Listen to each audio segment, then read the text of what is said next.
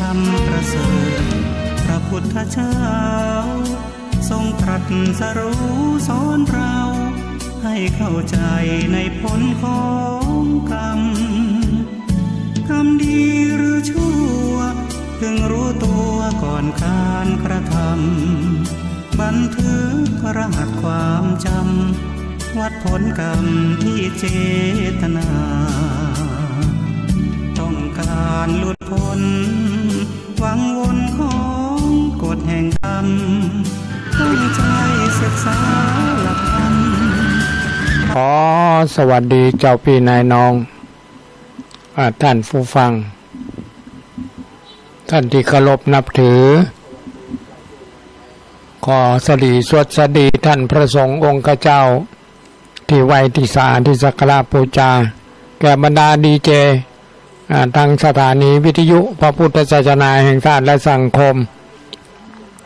ขึ้นพระพุทธศาสนาเพื่อการศึกษาพระพุทธศาสนาและวัฒนธรรมขึ้น FM 104.50 เมกะเฮิรตซ์วัดไฟหิน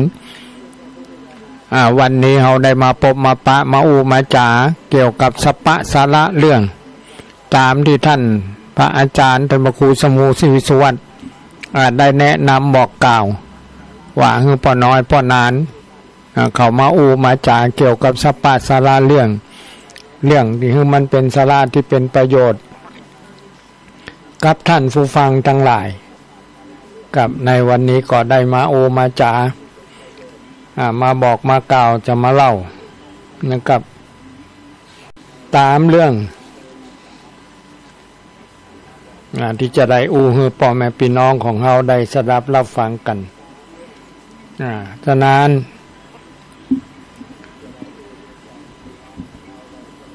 เกี่ยวกับน้ำฟ้าสายฝน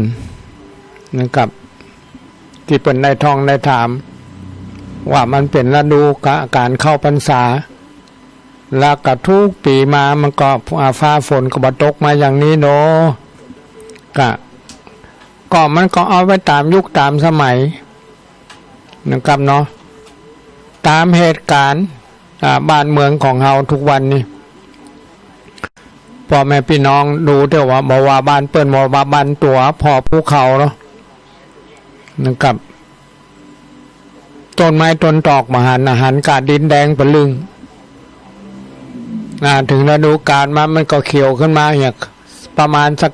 3 เดือนก็มาถึงอันนั้นคืออย่างก็คือต้นข้าวโพด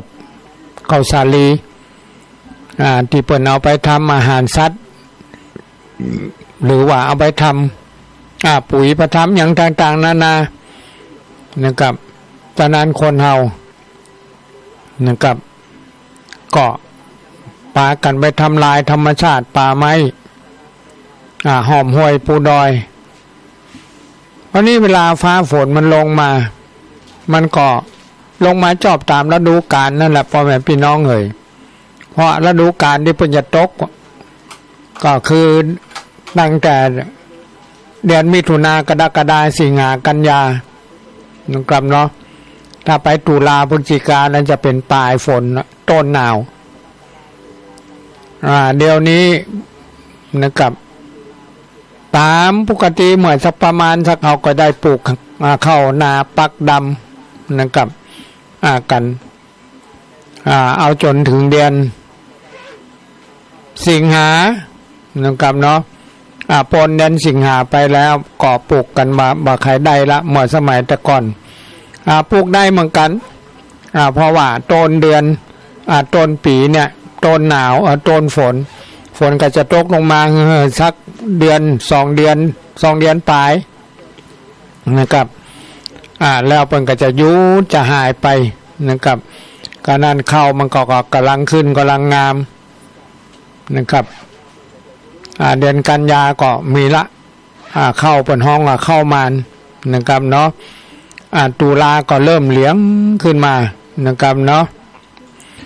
พฤศจิกานะครับใกล้จะออกพรรษาจะครบ3 เดือน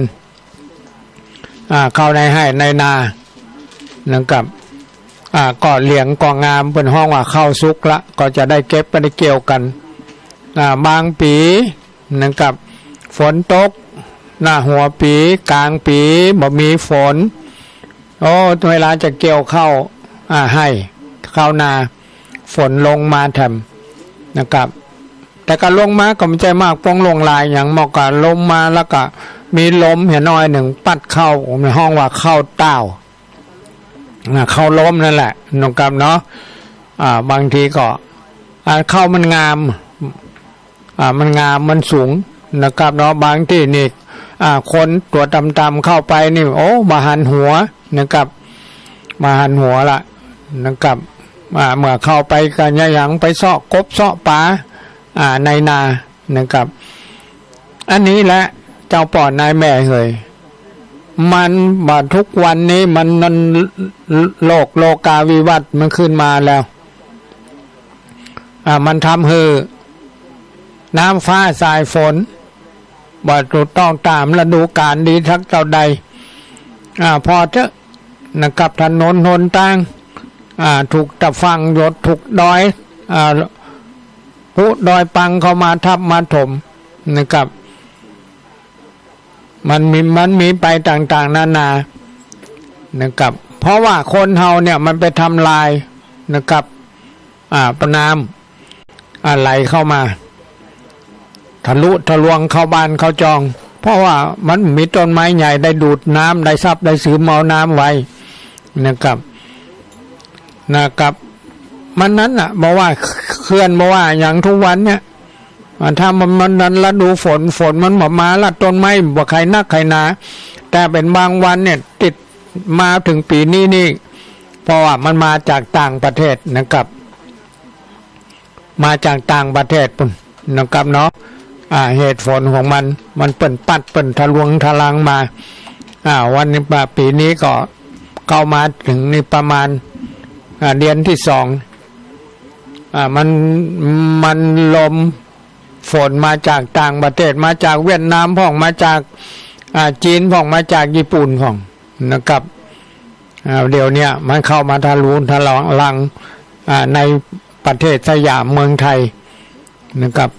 และอีกประการนึงบ่มีอย่างจะป้องกันได้พ่อแม่พี่น้อง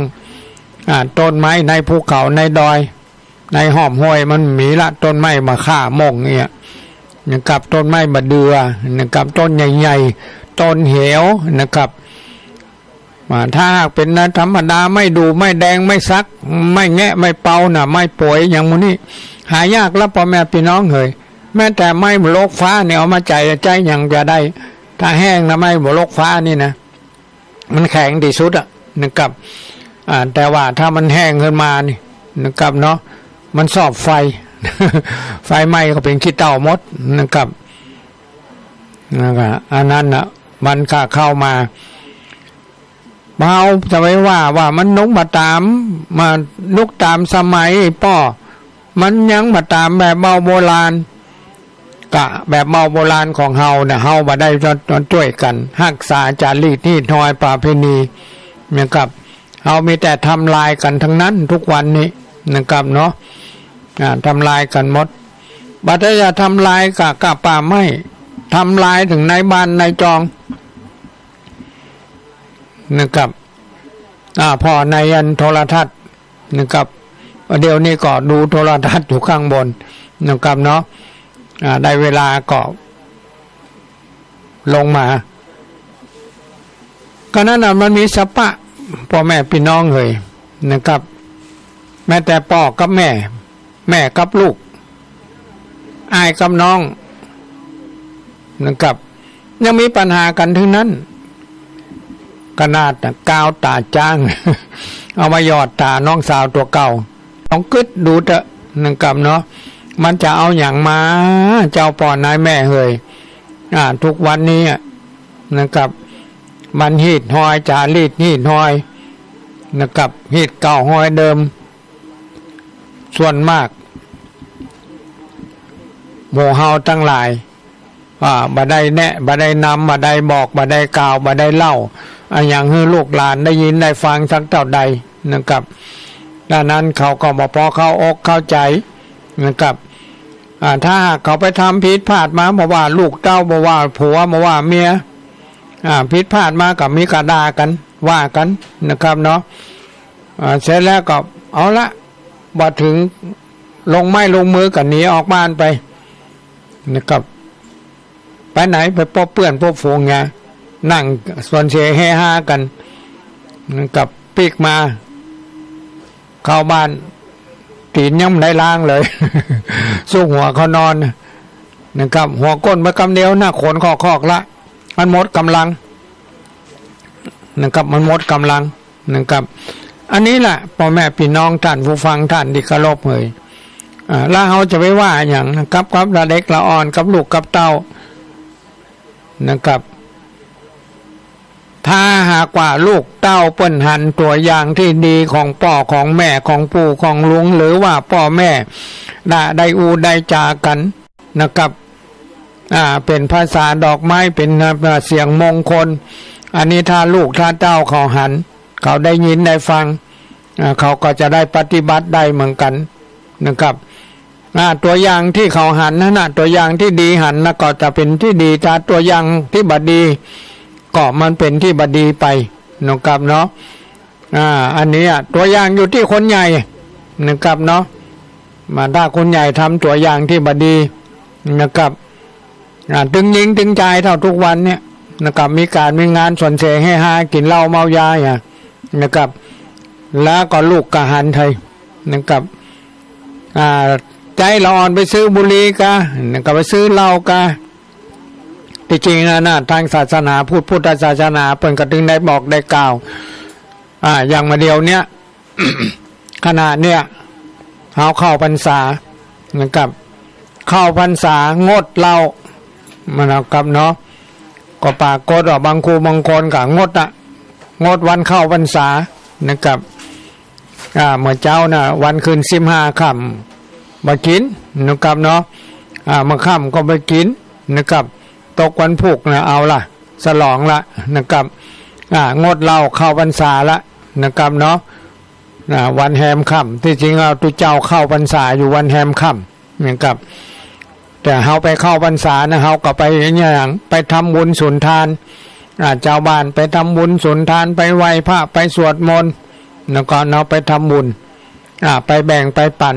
นะครับเข้าป่าอาหารคือพระภิกษุสงฆ์สามเณรและลูกศิษย์ของวัดได้กินอันนั้นนะเป็นการทำบุญทำทานนะครับแล้วก็เรียกว่าวันเข้าพรรษาของคนเฮานะครับเนาะของเจ้าบ้านเจ้าจองแต่ทุกเจ้าเข้าวันแฮมค่ำนะครับอันนี้แหละอีแม่เฮ้ยเฮาจะไปวัดไปวาก็เหมือนกันนะสมัยแต่ก่อนเพิ่นบอกลูกบอกหลานเนาะไปแม่นดอกเฮือกำไปเก็บดอกเฮือกำวันพุกจะไปวัดเนี่ยเขาก็ไปเก็บไปแม่นไปดอกมานะครับเนาะได้เอาใส่ซ่ามาถึงแม่ก็มาว่าล้างแหลูกล้างแหนะครับอันนี้ก็เหมือนกับสอนนะครับเนาะคือเขาไปล้างดอกอะไรหลังแล้วเอาใส่ซ่าไว้หั่นนะครับคือน้ำมันยัดแล้วเดี๋ยวอีแม่ก็เอาตองตึงมาห่อละนะครับแล้วเอาไปไว้ที่ห้านน้ำปุ่นมันจุ่มมันเย็นนะครับอันนี้ถ้าเป็นวันเสาร์วันอาทิตย์ละอ่อนไปวัดตัวนะครับกองละอ่อนจะไปวัดตัวก็เอาละล้างหน้าล้างตาเอาเสื้อเอาผ้าใหม่มาหือนุ่งปะแป้งเงือแถมซ้ำนะครับเนาะไปถึงวัดกะหันปออุ้ยแม่อุ้ยไหวพระอย่างใดทำอย่างใดเนี่ยอย่างใดหันหมดนั่นน่ะตัวอย่างที่ดีอันนี้มันมาหันอย่างนั้นทุกวันนี้แล้วเขาก็ไม่ได้ใจได้บอกได้กล่าวคือเขาช่วยทำนั้นทำนี้เวลาเขาผิดพลาดมาก็ได้กระด่าอย่างเดียวนะครับเนาะแล้วก็อย่างว่านั้นนะตัวอย่างที่ดีนะครับมันมาได้หันมันหันตัวอย่างที่บดีนะครับ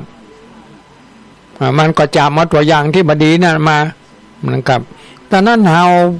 ถึงวันนี้ว่ากันว่าอย่างกันมาได้ละนะครับแม้แต่พระสงฆ์องค์เจ้าได้แสดงพระธรรมเทศนาหรือว่าได้ปราลบเรื่องน้ำเรื่องธรรมเรื่องข้อศีลเรื่องการบุญการกุศลนะครับบางคนก็ว่าโอ้ไว้ฟังดูเจ้าเนี่ยกินข้าวกับน้ำพริกดำนะครับเนาะไปฟังขี้เหล้ากินข้าวกระลาดจิ้นทุกวัน อันนั้นละพ่อแม่พี่น้องท่านผู้ฟังท่านที่เคารพเอ่ยเราจะเอาอย่างใดกับเขาเพราะมันอยู่ที่ตัวเฮานะครับเนาะมันอยู่ที่ตัวเฮาบอกเฮากล่าวเฮาว่าอย่างเข้าไปเฮาทำอย่างเข้าไปนะครับละเด็กละอ่อนมันหูมันหันมันก็จะเป็นตัวอย่างนะครับครับพ่อแม่พี่น้องท่านผู้ฟังท่านที่เคารพเอ่ยฉะนั้นนะครับถ้าหากเขาท่องเขาถามกันนะครับเกี่ยวกับน้ำฟ้าสายฝนนะครับมันจะมันเหมือนอย่างเมื่อสมัยแต่ก่อนยากกันทุกสิ่งทุกอย่างอีป่อยแม่เฮยอีน้องอีนายมาทำแล้วเหมือนเมื่อประมาณสัก40 ปีที่ล่วงแล้วมาเอาบ่ต้องเอาไปไกลละนะครับเนาะเมื่อ40 ปีที่ล่วงแล้วมาเนี่ยนะครับคนเฮายังเข้าวัดเข้าวาตั้งละเด็กละอ่อนยังหูไปวัดไปวาอยู่พ่องนะครับและอีกประการสำคัญหนึ่งนะครับละอ่อนถึงไปโรงเรียนก็มาได้เรียนศีลธรรมนะครับเนาะเพราะว่าศีลธรรมมาได้เอาบรรจุไว้เปิดเอาออกไปเนี่ยนะครับเนาะเอาออกไปเมื่อใดก็เมื่อประมาณปีพ.ศ. 2500หรือว่า2490 ปลายนะครับมาได้สอนศีลธรรมนะครับเนาะนั่นนะละอ่อนไปวัดไปวานะครับไปไหว้พระไหว้เจ้าไปสมาทานเอาศีลเฮียนปากตุเจ้าปานาติปาตาเวรมณีสิกขาปตังสัมมาทิยาไม่ถึงข้อสุราข้อที่5เฮียนปากตุเจ้า แล้วก็มาพูดเรื่องว่าปานาคืออย่างอธินาคืออย่างกาเมคืออย่างมุสาสุราคืออย่างนะครับเนาะบางทีก็หู้อยู่แต่ทำหู้เอานะครับมันก็มีอันเปลี่ยนไปนี่แหละแต่ว่าอย่างใดก็มาได้พ่อแม่พี่น้องเฮยเราต้องเข้าใจเถอะฉะนั้นองค์พระสัมมาสัมพุทธเจ้าเป็นถึงบอกไว้ว่าอัตหิอัตโนนาโถ คนใดหูจักตัวเก่าเอาตัวเก่าเป็นที่พึ่งตัวเก่านะครับมันก็จะได้ดีไปนะครับฉะนั้นทุกวันนี้มันบ่มีละพ่อแม่พี่น้องเลยมีความสามัคคีสามัคคีหมองบ่ใครมีกันละนะครับมีกันได้อิจฉาริษยานะครับซึ่งกันและกันมาอยู่ตลอดทุกวันนี้สมัยก่อนนี่มันมีความนะครับความรักความสามัคคีเป็นน้ำหนึ่งใจเดียวกันนะครับคนที่ไปให้ไปสวนไปให้ไปนาหันงัวหันควายเข้าให้เข้าสวนเข้าให้เข้านาเปิ่นก็มันก็เข้าไปไล่กันไปเกิดออกมามันโตออกเท่านั้นเปิ่นกับแปลงไม้นะครับที่มันโตออกมาฟันไม้มาติดมาจ้องเข้าใส่เหมือนกับไปปิดหนทางมันมาเดียวนี่มันก็หันมาได้นะครับเนาะจะมาจะมาบอกเจ้าของเปิ่นก็มาบอกนะครับเนาะปล่อยนะครับเพราะว่าทุกวันนี้คนเฮานะครับมันจิตใจของมันทำได้อย่างน้อยโดยอย่างกับโหทุกวันนี้ส่วนมากเป็นตัวภัยตัวมันนะครับเนาะตัวภัยตัวมันเป็นส่วนมากไปแต่ก็ยังมีอยู่นะมาใจมดนะครับมาใจทั่วไปก็มีแต่จะเป็นบางบ้านนะครับเนาะบางบ้านผู้ใหญ่บ้านกำนันเป็นดีเป็นอบอ้อมอารีลูกบ้านก็อบอ้อมอารีซึ่งกันและกันนะครับเดี๋ยวนี้มันถึงส่วนมากกันเลยการมหันนะครับกันมาได้ยังมาเลยพ่อแม่พี่น้องเลยหางบ้านบุญนะครับเนาะตายทำไมตั้งหัวบ้านเนี่ยโมโหเผื่อปอไปเผาแล้วล่ะได้มันจะเป็น20 วันมาดูกันมันตายมาได้นะมันเป็นยังตายนะครับอันนี้แหละนะครับเนาะแต่ว่าเปิ้นมีสมาชิกทั่วไปหรอนะครับเนาะมีสมาชิกทั่วไปแต่ก็มีกะไปเก็บขำบ้านเปิ้นนะครับเนาะบางทีมันก็ไม่ได้ไปเก็บตอนที่เปิ้นกำลังทำศพอยู่หรอบางทีก็เผาแล้วไปละนะครับเนาะไปเก็บทีหลังนะครับก็มาถามกันตายไม่ได้เผาไปแล้วนะครับเนาะนะครับมันเป็นอย่างนั้นไปนะครับแต่สมัยโบราณนี่มาได้เนอะ นะครับเนาะหัวบ้านหางบ้านใครตายไปหนึ่งหู้มดละประกองค่ำมาค่ำ6 โมงปลาย7 โมงนี่ไปละไปเป็นเพื่อนเป็นก้อไปคือกำลังใจเจ้าภาพนะไปญาติพี่น้องหรือว่าไปเป็นเพื่อนเป็นก้อกันนะครับเนาะอันนั้นเดี๋ยวนี้เพราะว่าเปิ้นว่าตัวเจ้าพ่อนายแม่เฮยมาหูแท้นะครับทุกวันเนี่ยนะครับมาหูแท้นะครับเนาะก็เลยเพื่อว่าบางโหว่าพอเผาไปละ เป็นขี้เต่าไปละนะครับเนาะก็มาได้ไปยื้อไปย่ำกันฉะนั้นอันนั้นคนเฮาทุกวันนี่โดยปล่อยปะละเลยกันหมดละนะครับเนาะแม้แต่พี่กับน้องกับพี่ป้าหน้าลูกของคนนั้นหลานของคนนี้ย้ำหูจักกันละนะครับเนาะบอกหูจักกันเมื่อสมัยแต่ก่อนนะอยู่คนละหมู่บ้านอยู่คนละอำเภอหรือว่าอยู่คนละจังหวัดละอ่อนเขาหูจักกันหมดนะครับถึงเดือนจีปีใหม่นะครับเนาะปาลูกปาหลานไปไหว้ป่อเท่าป่ออุ้ยแม่อุ้ยนะครับหรือว่ามีการมีงานนะครับทำบุญทำทานนะอย่างกับบ้านกับจองกับวัดกับวากับป้าลูกป้าเจ้านะไปถ้าเป็นวันเสาร์วันอาทิตย์นี่ดีแต่ไปกันถึงครอบครัวนะครับได้บอกคือลูกคนนั่นเป็นนันอาเนี่ยคนนี้เป็นอาวเนี่ยคนนั้นเป็นพี่เนี่ยคนนั้นเป็นน้องเนี่ยนะครับได้บอกได้กล่าวเขาละอ่อนเขาหู้จักกันมาเดียวมาหู้จักพ่อแม่พี่น้องเลยนะครับมาหู้จักละแต่ก่อนเนี่ยเป็นพ่อแม่เฮาเนี่ยมีลูกเป็น9เป็น10นะครับลูกของอีพ่ออีแม่เนี่ยหู้จักกับหมู่พี่น้องเขาหมดบัดเดียวนี่หมู่หู้จักกันเลยนะครับเนาะอันนั้นเป็นว่าสมัยบัดเดียวมันโลกาวิวัฒน์มีความเจริญรุ่งเรืองโดยวัตถุนะครับเนาะเมื่อก่อนเฮาไปไหนเฮาก็เตียวเอาเดินเอาบัดเดียวนี่มาเดินละนั่งไปนะครับเนาะนั่งไปนะครับเนาะนั่งอันดับแรกก็ไปคนเดียวกันนั่งมอเตอร์ไซค์นะครับเนาะนั่งไปด้วยกันหลายคนก็ขึ้นรถนะครับโยนไปอันนั้นแหละพ่อแม่พี่น้องเลยนะมีหนทางมามีคนเตียวละนะครับเนาะอันนี้แหละเราจะเอาอย่างใดเราจะย่าอย่างใดขนาดว่าเรามีสถานีวิทยุขึ้นมาละโมจะกี่หนกี่แห่งพระสงฆ์องค์เจ้าก็ได้ได้จ่าได้แนะได้นำท่านผู้รู้ครูบาอาจารย์ต่างๆก็ได้บอกได้กล่าวได้กันมานะครับแต่ว่าละอ่อนมันไม่ได้ยิน หรือบางครั้งบางทีนะครับอีพ่ออีแม่เขาก็ไม่ได้ยินอย่างมาเดียวเนี่ยฟังสถานีวิทยุพระพุทธศาสนาแห่งชาติและสังคมขึ้นพระพุทธศาสนาประการศึกษาพระพุทธศาสนาและวัฒนธรรมท้องถิ่นเมืองเชียงใหม่นะครับเนาะนะครับบอกกองได้ยินแล้วนะครับเนาะผู้นานจูโอ้เฮ้ยนะครับเนาะเดี๋ยวมันจะสอนทำละนะครับปิดเลยหมุนไปทิศอื่นไปขึ้นอื่นไปแคมขึ้นนั่นโน้ซ้ำเจอนักตุเจ้านะครับเนาะได้บอกได้กล่าวเลี้ยนไปแถมละนะครับเนาะนะครับจากนั้นก็ต้องไปเจอลุงใจบุญ ถ้าไปเจอลุงใจแล้วอันนี้ขึ้นที่ไหนนะครับเนาะก็จะฟังลุงใจนะครับเนาะถ้าลุงใจเหล่าเจียเนี่ยก็ยังแค่น้อยนะครับอันนี้แหละพ่อแม่พี่น้องท่านผู้ฟังท่านที่เคารพเลย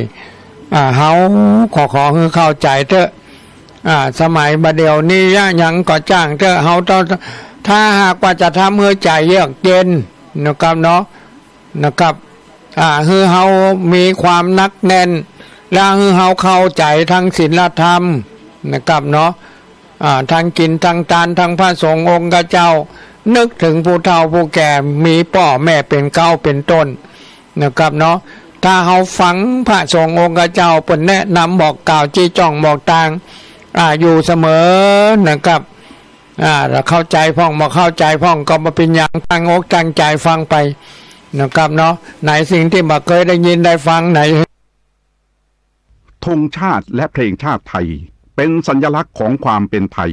เราจงร่วมใจยืนตรงเคารพธงชาติด้วยความภาคภูมิใจในเอกราชและความเสียสละของบรรพบุรุษไทยประเทศไทยรวมและเชื้อชาติไทยเป็น รอยู่ดำรงคงไว้